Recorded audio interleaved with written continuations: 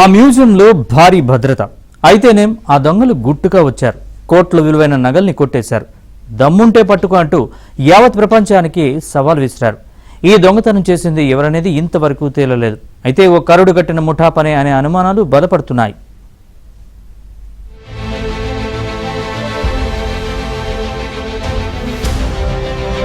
France లో ప్రఖ్యాత Louvre మ్యూజియంలో చోరీ ఘటన యావత్ ప్రపంచాన్ని షాక్ కి గురిచేసింది. అత్యంత భద్రత కలిగిన ఈ మ్యూజియంలోకి చొరబడిన దుండగులు కేవలం నిమిషాల వ్యవధిలో విలువైన ఆభరణాలు దొంగిలించి పరారయ్యారు. చోరీ అయిన నగల విలువ దాదాపు 895 కోట్లు ఉంటుందని అధికారులు అంచనా వేస్తున్నారు. ఈ దొంగతనం చేసింది ఎవరనేది ఇంతవరకు తేలలేదు.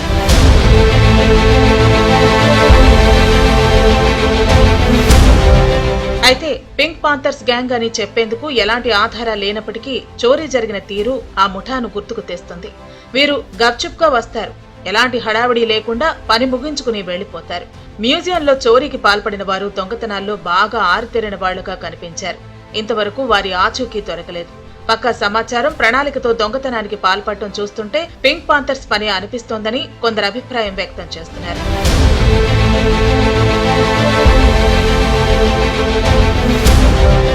ఈ దొంగల ముఠా గత కొన్ని దశాబ్దాలుగా ప్రపంచవ్యాప్తంగా అనేక ప్రాంతాల్లో భారీ చోరీలకు పాల్పడింది.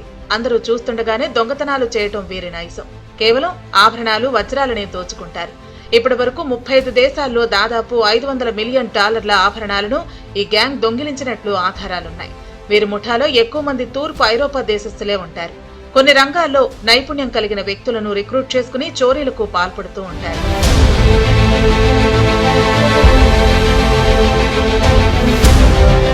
1990లో జరిగిన బోస్నియా యుద్ధంలో పాల్గొన్న సెర్బియన్ స్పెషల్ ఫోర్సెస్ సభ్యులు కూడా ఈ ముఠాలో ఉన్నట్లు గతంలో ఇంటర్పోల్ గుర్తించింది. మాజీ సైనికులు కావడంతో మిలిటరీ తరహా క్రమశిక్షణతో ప్లానింగ్ చేయటం ఈ గ్యాంగ్ అలవాటు. టార్గెట్ చేసే ప్రాంతంపై ముందుగానే నిఘా ఉంచుతారు. ఆ తర్వాత పథకరచన చేస్తారు.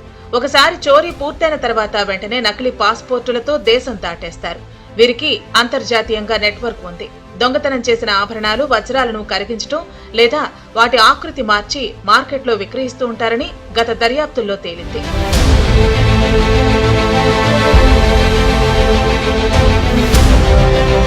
ఈ పింక్ పాంథర్స్ గ్యాంగ్ దుబాయ్లోని ఓ మాల్లో చోరీకి పాల్పడింది. ఆ మాల్లోని నగల దుకాణంలోకి కార్లతో దూసుకెళ్లి చేతికి అందినన్ని వజ్రాలు, ఆభరణాలు తీసుకుని కేవలం 45 సెకన్లలో అక్కడి నుంచి పరారయ్యారు. జపాన్, బ్రిటన్ చరిత్రలోని అతిపెద్ద నగల చోరీకి పాల్పడింది ఈ గ్యాంగే.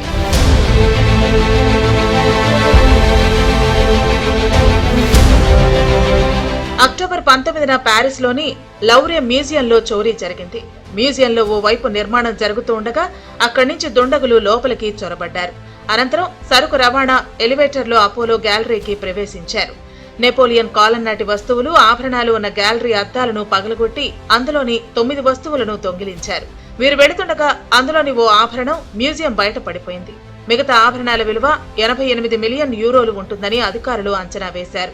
ఈ చోరీకి పాల్పడిన దుండగులను పట్టుకునేందుకు దాదాపు 100 మందితో కూడిన దర్యాప్తు బృందాన్ని ఏర్పాటు చేశారు.